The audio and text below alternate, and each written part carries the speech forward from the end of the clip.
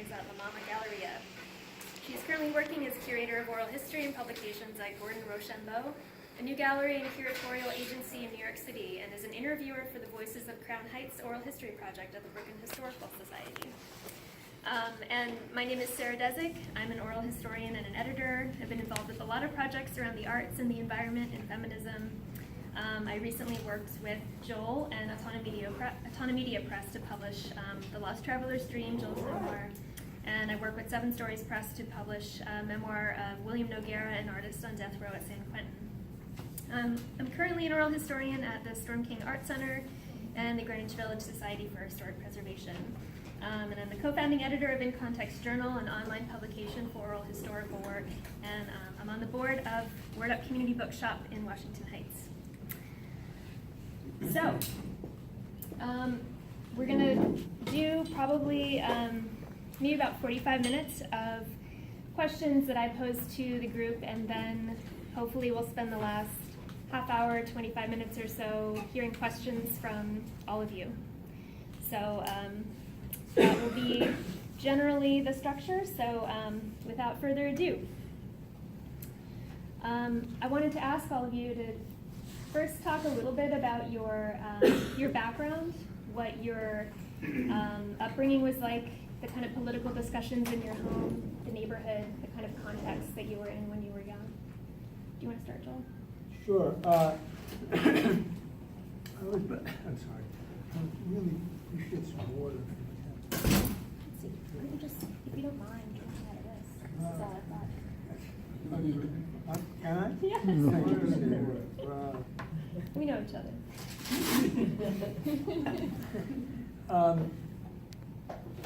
I was born in the 1930s in Brooklyn of an Ashkenazi Jewish family, and it was a period, obviously, of profound radical shift around the world, and at home as well. Everything was highly politicized. I, of course, would not have known that at first, being just zero in 1936.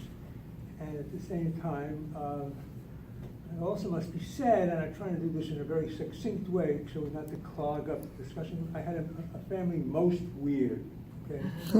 Extremely political in a way that none of you, and certainly not me, would ever consider acceptable in human discourse. And I'm sorry, I'll put it very bluntly, my father was a fascist. And he was a very violent man who had a troubled life and a short one ending in dementia. He was very, very powerful at up close range. He was a reader of the German philosophical movements about the decline of the West and so forth. And like many fascists, he went through a communist period, and at the same time, he wasn't really politically oriented as such. He just wanted to say no to everything, and especially no to communism.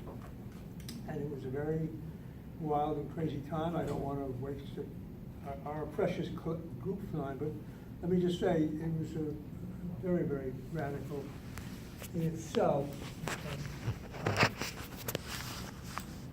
My mother had her own contributions to that, but let's set them aside. Tarek, what about you? Okay, so I was born during World War II, and also born to a Jewish family, a somewhat liberal Jewish family. We lived in Queens, but we spent a lot of time in Brooklyn because most of the family, my grandparents and my 5 uncles, lived in Brooklyn. So Brooklyn is very dear to me. And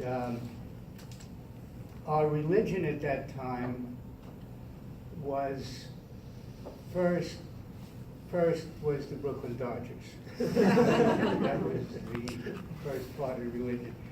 Second was a toss-up between God, the Jewish faith, and Israel. And I think Israel won most of the time. I mean, we were very, my family was very enamored of what was going on in Israel, especially as I grew up in 1947, 1948. Wow, it was like miraculous to us. Of course, later on I started questioning all of that. So that's where I grew up. I went to public school in Queens. I got expelled from school a number of times, suspended a number of times, finally got expelled for fighting with one of the assistant gym teachers. I was rebellious from an kind of early age at some of the things that I saw which were not right. And that's where I grew up. My father was a salesman. My mother sang in the temple, in the choir, whatever they call it. I failed Hebrew school 3 years in a row. They had to get a special tutor. I didn't like it. It was very bad. You went to school, you spent 6 hours or whatever in regular public school, and then you had to go to Hebrew school for 2 hours. Where was the time to play in the schoolyard, to play basketball, stickball, stuff like that? So I resented it, and consequently I failed 3 years in a row, and they got a special tutor to get me through my bar mitzvah, which I got through. And my father kept all the money. So they say, what did I do it for? I was upstairs, everybody gives you the envelopes, and I'm upstairs, I'm counting the cash. I think this is great. My father comes in, he says, I'll take that. Great. So that was the deal. And that was where I grew up and how I grew up. I think go ahead. Hi everyone, I'm Svetlana. Sarah, thanks for putting this together. Could you speak up, please? Yes. Yes, So I haven't grew up- given you trouble. Sure, I speak up. We're old, you ought to speak up. Yeah, Okay, gotcha. okay. All right. Thank you. We appreciate that. I grew up in Los Angeles, California. I was born in England in 1980. And my parents, my father is English, and my mother is Latvian. And both my parents were very political. They moved to Los Angeles in the late 70s. And my mom came from a Jewish family. She grew up in the Soviet Union. So they were really different from a lot of Jewish Americans that I grew up with in Los Angeles, in that they were very not Jewish American. I didn't do any Hebrew school. They were my grandparents were actually pretty pro-Soviet. They were atheists, and my mom, my whole life was like a self-proclaimed socialist. And my dad was as well. He was English, and he came from a really different background, kind of aristocratic, academic background. But there were always very heated political discussions in my house. Also, I grew up in the 80s, and a lot of my parents' friends were gay, and about, something like 100 friends of theirs died of AIDS when I was really young. And my mom's 2 best friends in the world died by the time I was 10.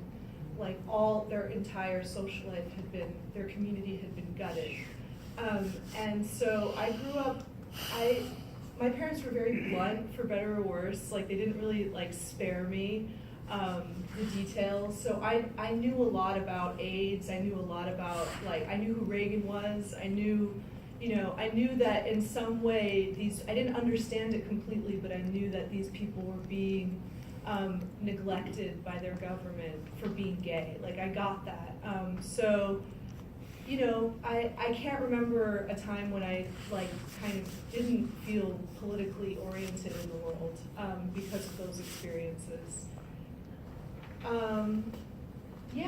And I mean, I guess in terms of between my parents, I saw a lot of kind of divides around feminism. My mom is a feminist. she like calls herself a pro-abortion feminist.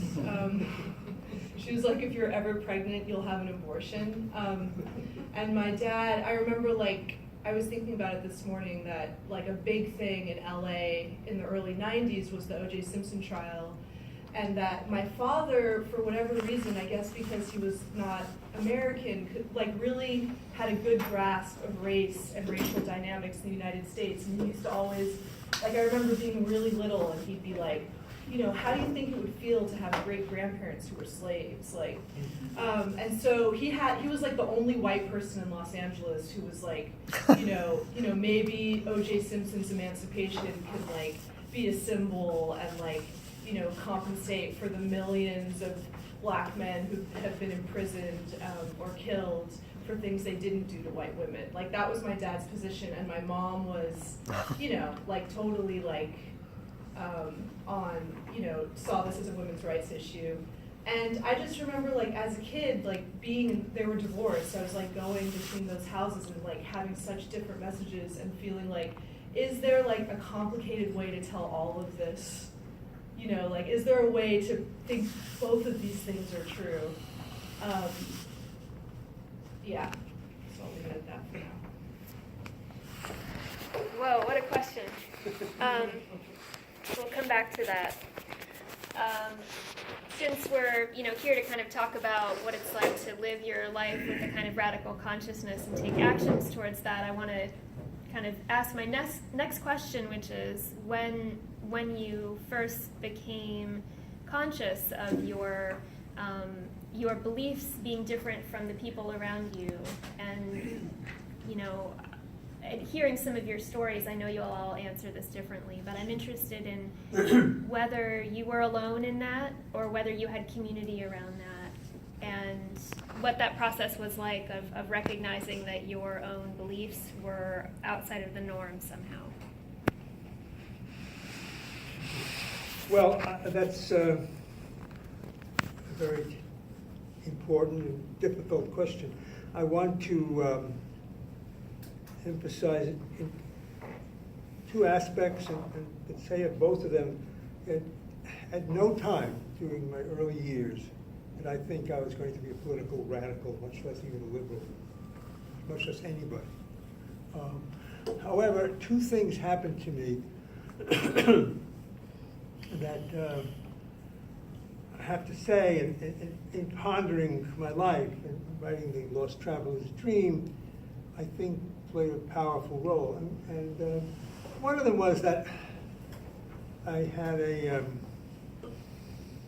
aunt whose name was Betty, and she was a modern woman and the first female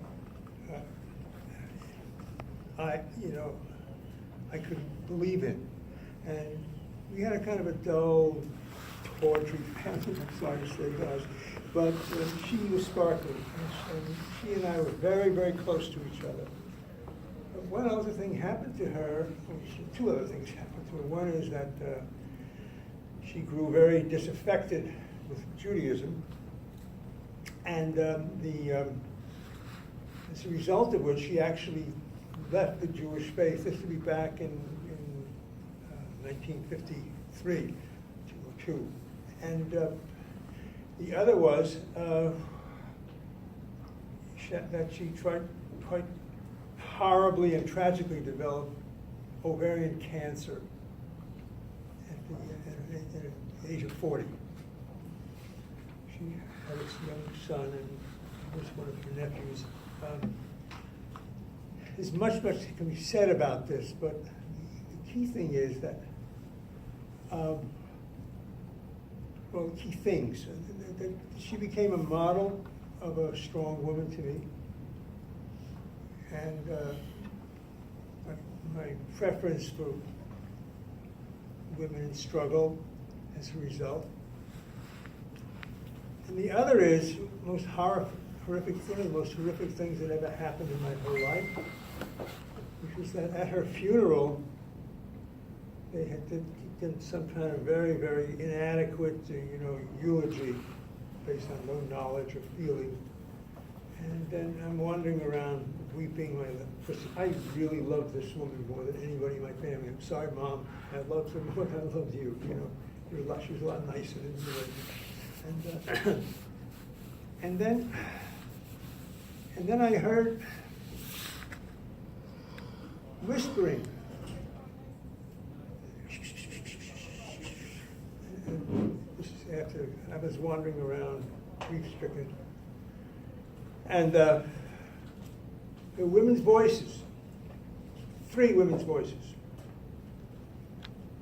And they were right behind me, and they stood next to me, and they said, in more or less these words, how much we hated her, this is a dead woman, and how selfish she was, because she prevented us from enjoying proper Jewish funeral.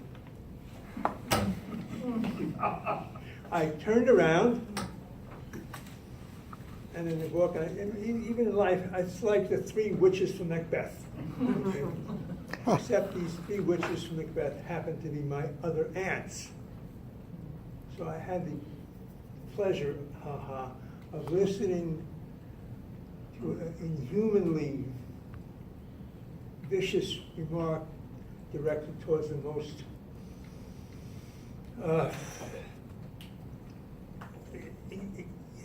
estimable person I'd ever known. You know, I turned and looked. I couldn't say anything. You know, I was like 17. What am I supposed to say to them? I was just a freshman in college, and what I did is I got up quietly and took the next train to New Haven, where I was a freshman at Yale, so I was a very good student. And when I went on that train, I said, I don't know that much about the world, but I know one thing is this: I am finished with this religion. I hate this. I hate what they've done. How can they have done this to the one man I love most? I still feel it. And I guess that's one thing about me. Everybody has different characteristics. I happen to feel things very, very deeply, like knives going through me. Okay? And I don't let things go. And so suddenly, I never had liked being Jewish, but I didn't really care. All of a sudden, I didn't want to be Jewish, because that was to be this way. Obviously, not necessarily, but in my real world, this is what it was. So that was a hair-raising experience, to say the least. The other thing I want to say is very, very important, and it'll take a much longer time than we have today. That for some reason, I don't know how, I am a person who was born with a certain sensitivity to the spiritual sphere of things. Now, I never played out in any religion when I was a child.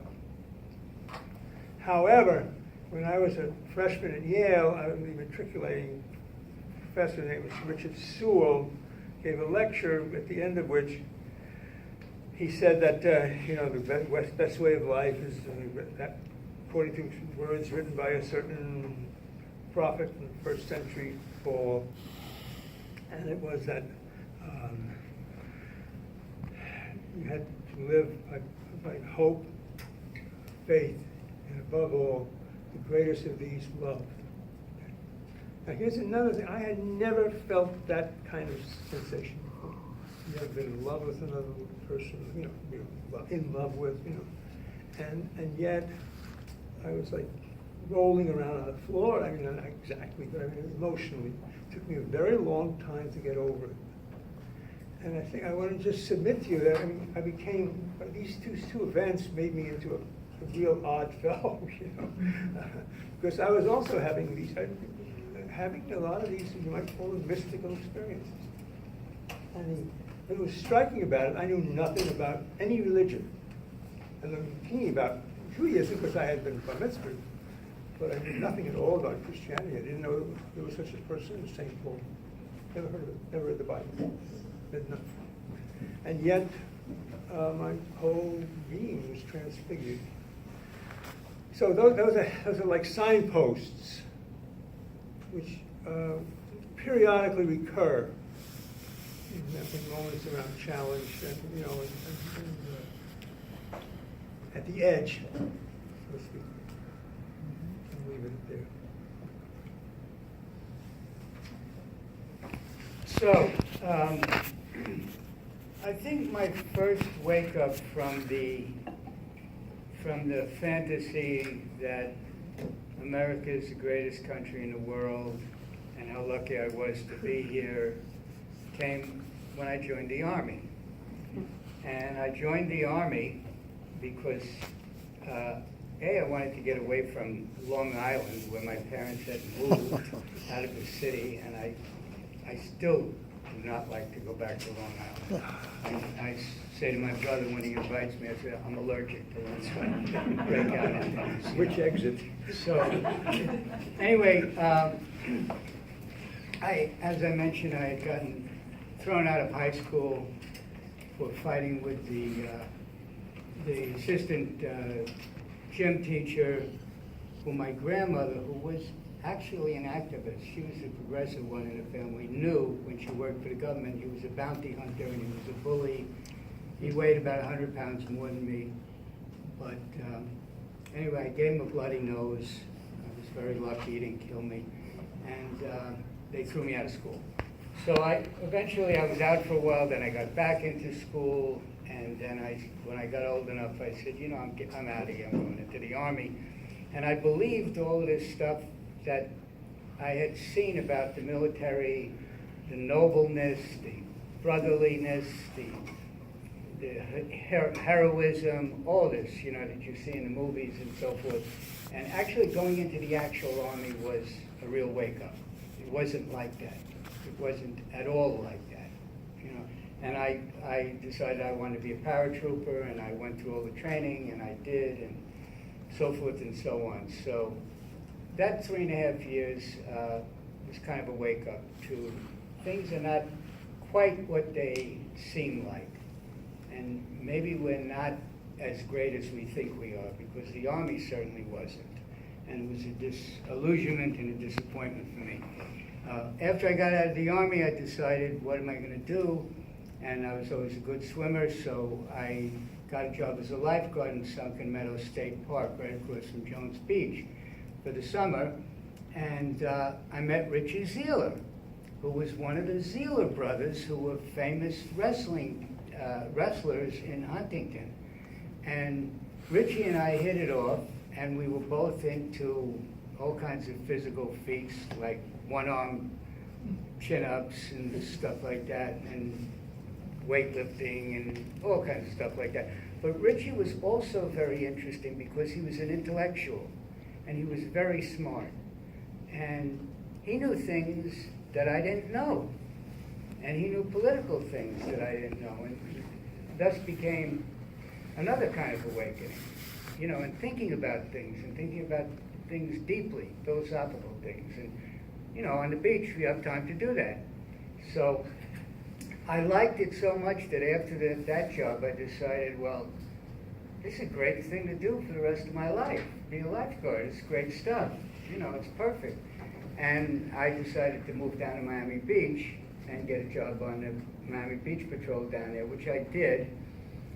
And down there, I met Bob Schwartz. Bob Schwartz, who was a flat-out radical. He liked to call himself a communist, member of the Communist Party, because that was as extreme as he could go, and he wanted to be totally extreme. And Bob was very political, and then my political consciousness, because I saw the truth in a lot of the things, and the Vietnam War was going on at that time. And we were able to get information that most people weren't getting, you know. And I hated it. And that's when I really started to wake up about America. What are we doing? We're burning children with napalm. We're destroying a country. Why? They didn't attack us. They didn't do anything. Why? Because you were afraid of communism? Give me a break, you know. And got into all that, and I saw that this was not a mistake, what the United States has done and was doing in Vietnam, including my outfit, the famous 101st Airborne Division, you know, was doing some horrible, horrible things. And these were Americans who I had previously thought was the best country in the world. My mother used to say that all the time, till she died. she used to say, Tara, we're the best country in the world. And I said, Mom, you got to think about this a little bit, you know, really, you know. And, you know, so that war and that experience of resisting that war in the streets and in other ways, I was not nonviolent back then. I believed back then, I was very enamored with what had happened in Cuba, and I was enamored with the possibility of a violent revolution. Because I saw we needed a revolution here in this country, and I realized it was very bad. I am now nonviolent, but I wasn't back then. But I will tell you about one experience that I had which really woke me up, which was totally spontaneous, and it was basically an epiphany, and I'll never forget it. I was walking along the streets in Miami Beach, and there was traffic on the road, and it was early evening, and the lights had just gone on, and you could see the TVs in the windows of the houses, and I was noticing everything: the sidewalk, the roadway, the cars, the electrical wires, the telephone wires. I was noticing all of it, and it just hit me. What have we done? This is all wrong. I saw all of this technology, all this electricity, all this gasoline, all this covering up of the earth as wrong. That our whole society, our whole way of life, everything that we believed in, you know, technology, my mother used to say, isn't it wonderful what they can do? And I would say, Mom, no, it's not so wonderful. I don't think it's so wonderful. We've destroyed indigenous culture. By that time, I had awoken to all of that. And that was another wake-up for me, seeing that all of this vaunted technological progress, which I was looking at, where did the earth go? What have we done to this? How are we living? We're living so, our feet are not even on the earth. So that was another big wake-up for me. And gradually, the waking up process means that when you're waking up, it means that you want the truth, that you are enamored of truth on all levels. And it's been a continuous process for me, and I feel like I'm still waking up. I don't feel like I'm fully awake yet. You know, I'm getting there, you know, but I feel like there is much, you know, and I don't want to limit myself, and I don't want to say, now I'm a closed book, now I got it. No, I don't got it. There are mysteries out there, and it's a huge world, it's a huge universe, and I'm still waking up, but I'm happy to wake up, and I find it sometimes like the wake up for the Jewish thing, for the Israeli thing, it's a little painful, because people build their persona on myths. You know, like America's great, I'm proud to be an American. Israel, I'm proud to be a Jew. Israel is great. We're threatened by the Arabs who are trying to drive us into the sea. All these myths, and as you start to wake up from them, you find it takes courage, because you don't have those support systems anymore, those internal support systems. So you have to forge ahead, you know, and it takes some courage. But I love courage, and I love the truth, and I try to stay as open as I can now. It is enough out of me. Is that my... The question was, when did we feel different from the people around us politically? Or when did you maybe either, I mean, because it's different in your cases, I guess I would say for you, if you were surrounded by people who maybe felt similarly, or your political opinions were informed by your parents, what were your peers like, and was there a sense of community around the sorts of things that you believed, or were you in isolation in some way? So, yeah, like I said, I definitely, I mean, also another part of like maybe being from immigrant family was that my parents argued about politics. Like, people did not, it was not an American, it was like people argued and got really angry and heated about politics. And I also got really angry about politics and would fight with people that I knew. The first kind of really catalyzing thing that happened to me, I think, like that felt sort of separate from the stuff I'd been taught by my parents, which were just sort of like your kind of basic like feminist and like leftist positions on war, on Israel, on the death penalty, just the things of the time, my father, my father was kind of just a Democrat at the end of the day. But anyway, the first thing that felt like I was going out on my own was when I was in high school, I had a teacher who taught a class called Ethnic Studies. It didn't really mean anything that it was called Ethnic Studies. The class was about race and gender and experiences around those identities. And there was a camp called Brotherhood Sisterhood Camp. It doesn't exist anymore. This camp is like such a relic of like the identity politics 90s in a kind of amazing way and also kind of a facile way. But so I went to this camp, and basically the camp was, a couple hundred kids, teenagers, with counselors who were both teenagers and in their 20s. And it was in Los Angeles. It was very racially diverse. They purposely made it that way. It was diverse across all different identity groups. And the camp was about, the whole point of it was sort of to like give the kids like a kind of experience of understanding what institutional racism was, what sexism was, what xenophobia was. And the way that they did this was that, for instance, like when it came to stuff about race, which was probably like one of the most mind-blowing experiences I'd ever had as a young person, was they'd separate us all by racial identity, and we did this thing where we'd have to list stereotypes that we had about other groups, and then there would be like a fishbowl exercise where all the students would get together in this big auditorium, and they'd have to talk to the other groups about how it made them feel and their own experiences around like these lists of stereotypes, right? And it was just, so it was sort of like, the idea of it was like, you're learning about these sort of huge kind of, impenetrable issues in lots of ways from like the personal experiences of people who were your age, and then you'd be like it was kind of crazy, like you'd be you'd have to like talk to like a girl, like you'd have to say if you were the one who'd said the stereotype and like all this stuff, and you'd have to just have dialogues with all these people.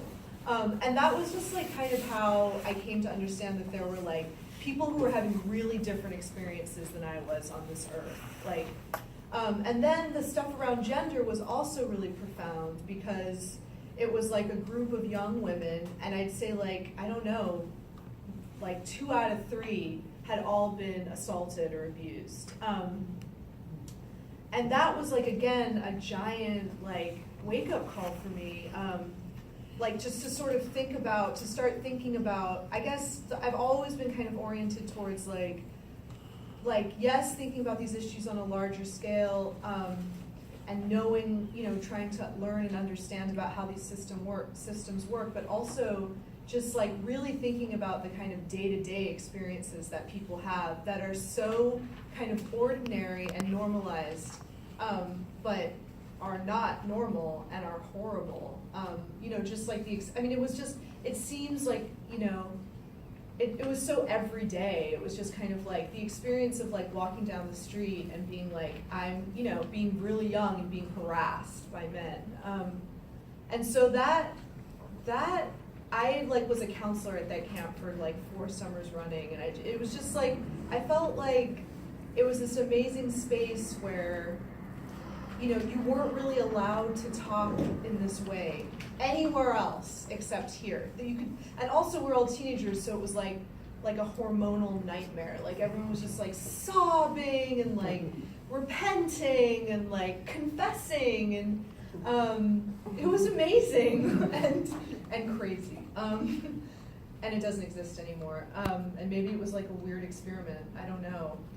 But I was part of it. And so yeah, that was really, really influential for me. And I remember that having those experiences, like I was like getting kind of educated in an American way about politics, like not in like the kind of macro American institutional way, but like American grassroots movements at that time, like what they were thinking about. And so like I would go back to school, you know, during the year and just like like, you know, it's kind of embarrassing to talk about now, but like, you know, I was a really intense feminist when I was in high school, and I'm still a feminist, obviously, but like, you know, when you're young in college, it's like, yeah, I was kind of crazy. Like, I was like fighting with people all the time, getting into physical fights. Like, I was really like angry about this stuff.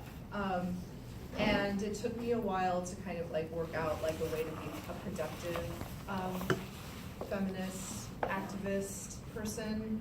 And also, that's also when I started getting in fights with my parents about race, about, you know, sexism stuff with my dad, who just like has a complete blind spot in that area. Yeah, and it was a really just very emotionally intense time. I think it's like, it's interesting, you know, to talk about like activism when you're young. Because like, I feel like people don't also just talk about what it's like to be young also. Like it's like you see it with people right now, like people who are, I always like look at young activists right now and I'm like, they're the ones to do it, because they're out of their minds. Like they're just so intense, you know, and like as you get older, it's like you just calm down in that area. But like that emotionality, I think, is like really great for political movements. Anyway, kind of went off topic.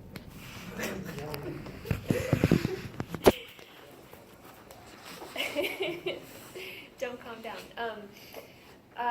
Well, I wanted to talk next about something that I think is really, I'm interested in your kind of biographical stories about this, but I think it's also really practical to hear about how you came together with other people and started to do, kind of channel those kinds of, you know, whether you're kind of alone on the beach thinking about things, or you're, you know, considering yourself an odd fellow, or, you know, looking back on yourself as kind of irrational and overly emotional. How did you end up kind of channeling that into, like, I want to talk about the kind of movement stuff that you've done and the organization sorts of tactics that you've been part of, that you've done as a group, or with other people.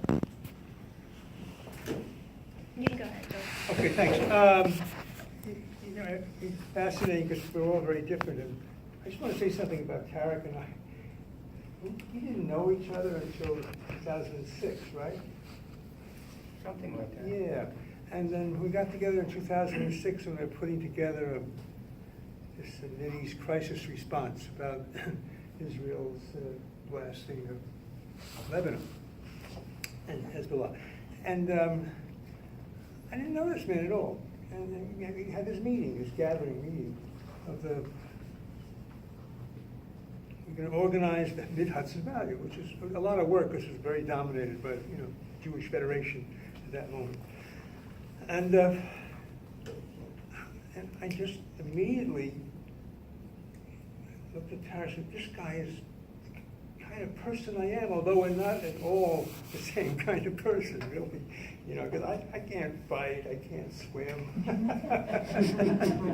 You know, I'm a wimp. And but I think the big thing that unites us is that, God damn it, you know, we get these ideas, you know. We really care, you know. And I don't know if that rings a bell. Tarek, pretty phlegmatic. No, and it's really interesting because we met at Woodstock and we immediately assumed the kind of rapport. And that was, I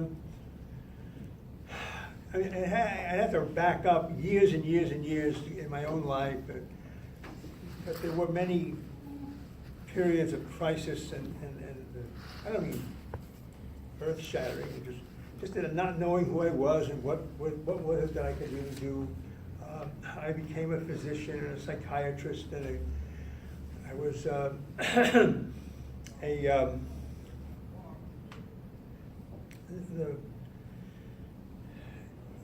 but then I was drafted into the Vietnam War in 1965. And I said, why me? I don't want to go to this war.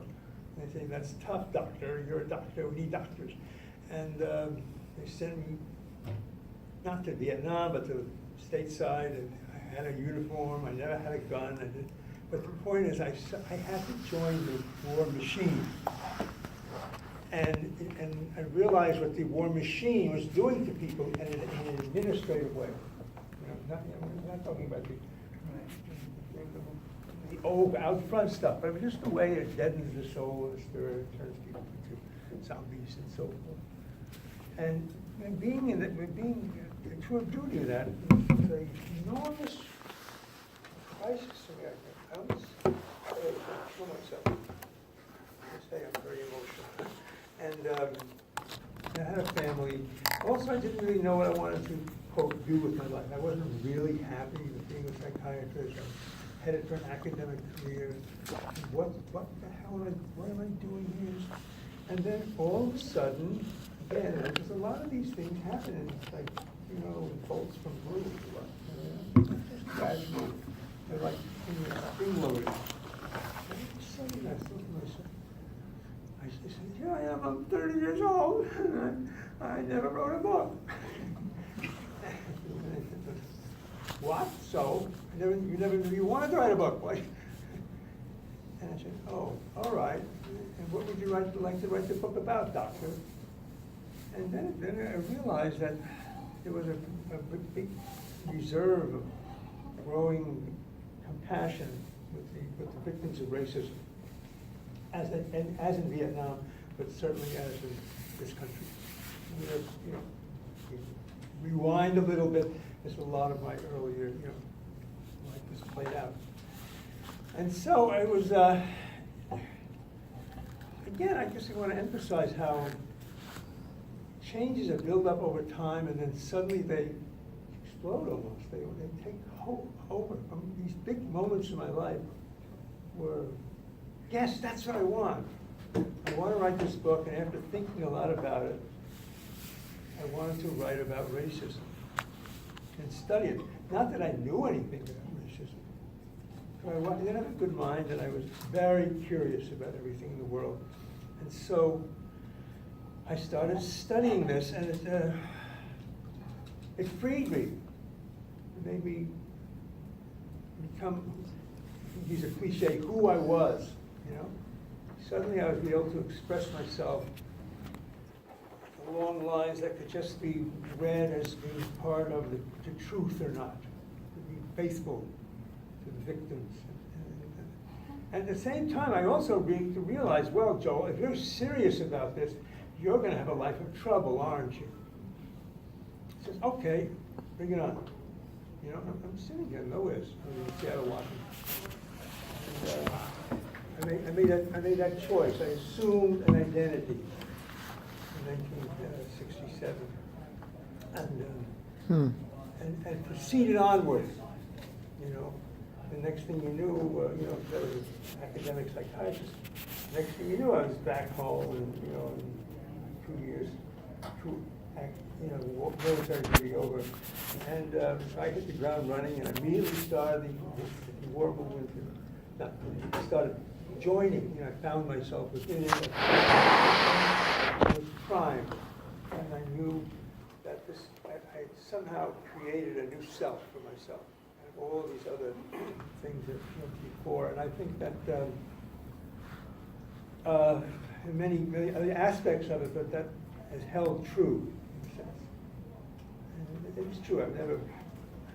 I was very successful as a writer, but increasingly less so as my writing became more and more critical of the society in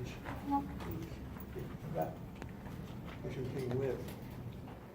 So I'll stop at that point and pause in any case. And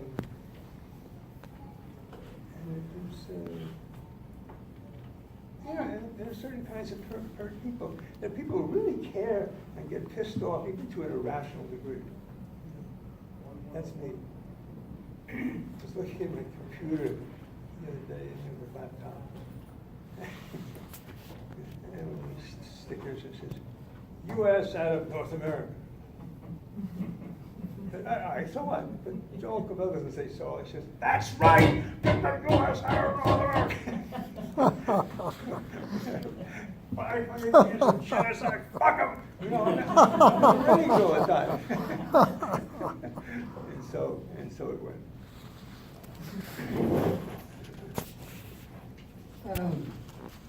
Thanks, Joe. So I figured where to start. I'm 75 now, so it's a long life, and my radicalism started in my early 20s after getting out of the Army and continued throughout Vietnam and then after Vietnam. But there's now I'm on the board of directors of Veterans for Peace, which is a great organization, great people.